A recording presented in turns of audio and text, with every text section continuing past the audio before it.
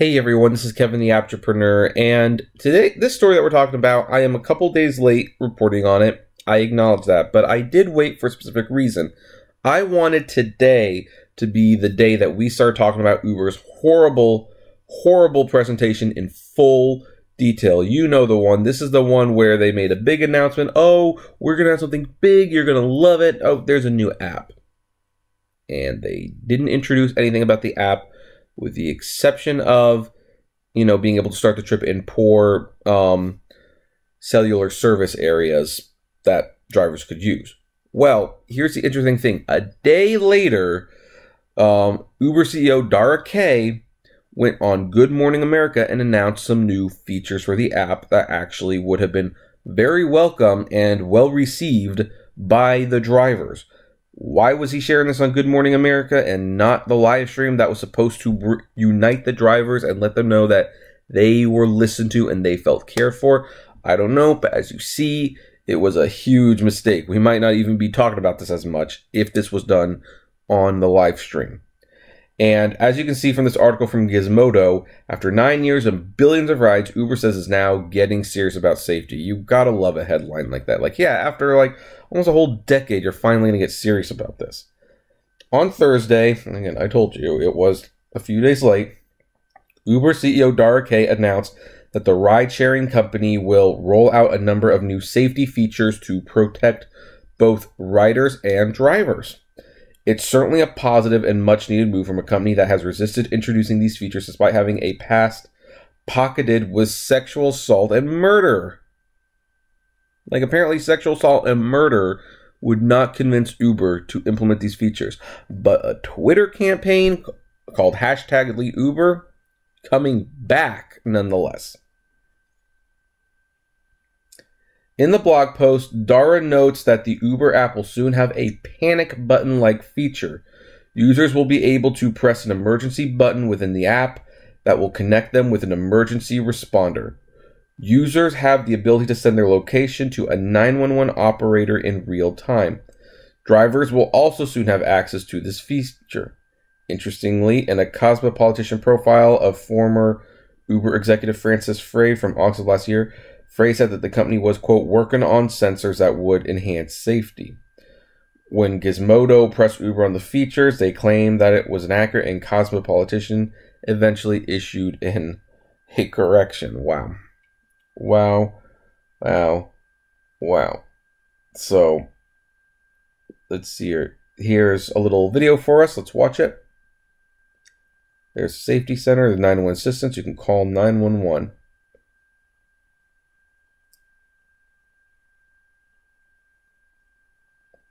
Okay.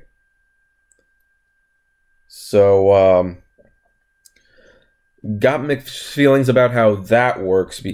Now, I think that's the passenger, though. Is it the passenger? Or is it the driver? I don't know. Here's the thing. If that's the driver, that's going to be a little bit of an issue, because if you need to call 911 because someone might be threatening to attack you, you don't want the 911 displayed on your display. There still needs to be a silent button where it's like, hey, 911 is being notified, and you don't have to say anything. You just have to, it even has to be conspicuous, just this random button you can tap and they would know that you are in trouble. Let's see here. Aside from the real-time panic button, Dara also said the company is rolling out a dedicated safety center in the app that will include tips built in partnership with law enforcement, driver screening processes, insurance protections, and community guidelines. Riders will be able to choose 5 trusted contacts or people that they can share their trip details with. Okay.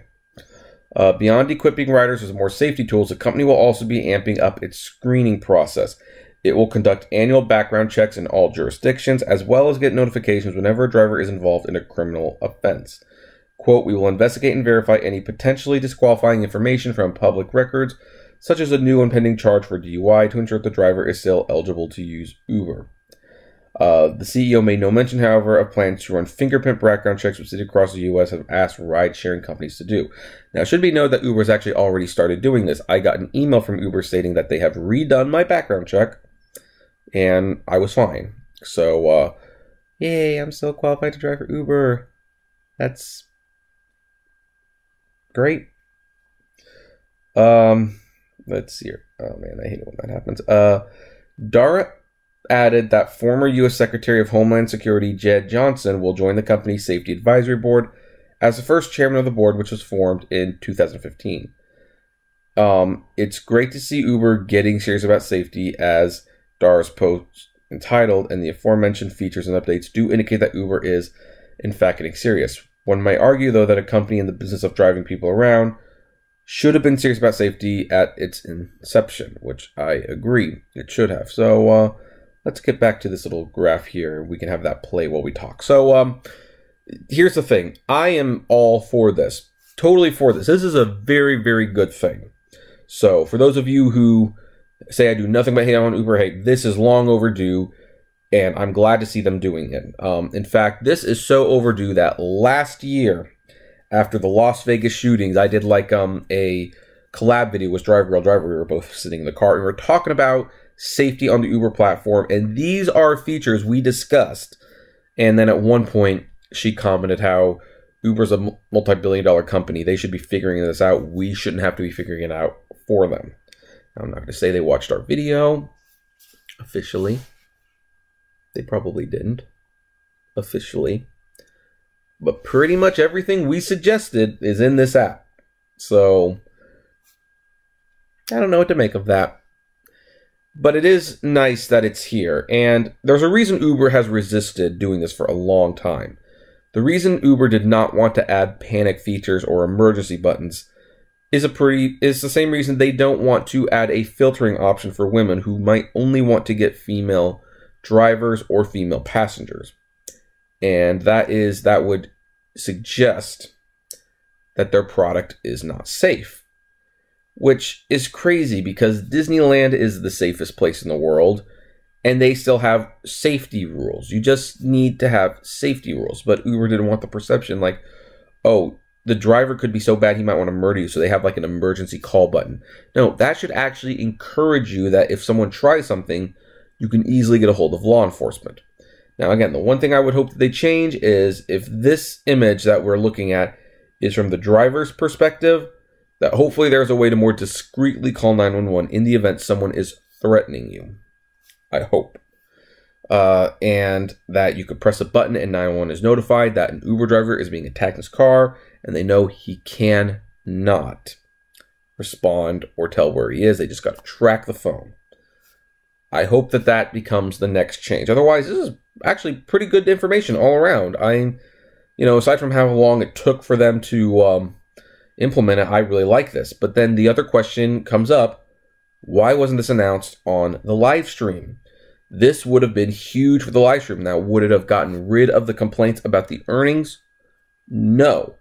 But this, unlike the swipe to the tap, is a feature drivers can use, and drivers can say, yes, finally, because we have asked for that, and there's a lot of Uber drivers, and some Lyft drivers even too, that have gotten into very bad situations. One of the most popular videos on the site is when I discuss being, assaulted by the Uber passenger, and, I get some very interesting comments like, man, you are a wimp, you are this, you are that. You know what? If I could have just tapped a button for law enforcement to get there, maybe the situation would not have escalated to the point that it did, but who knows?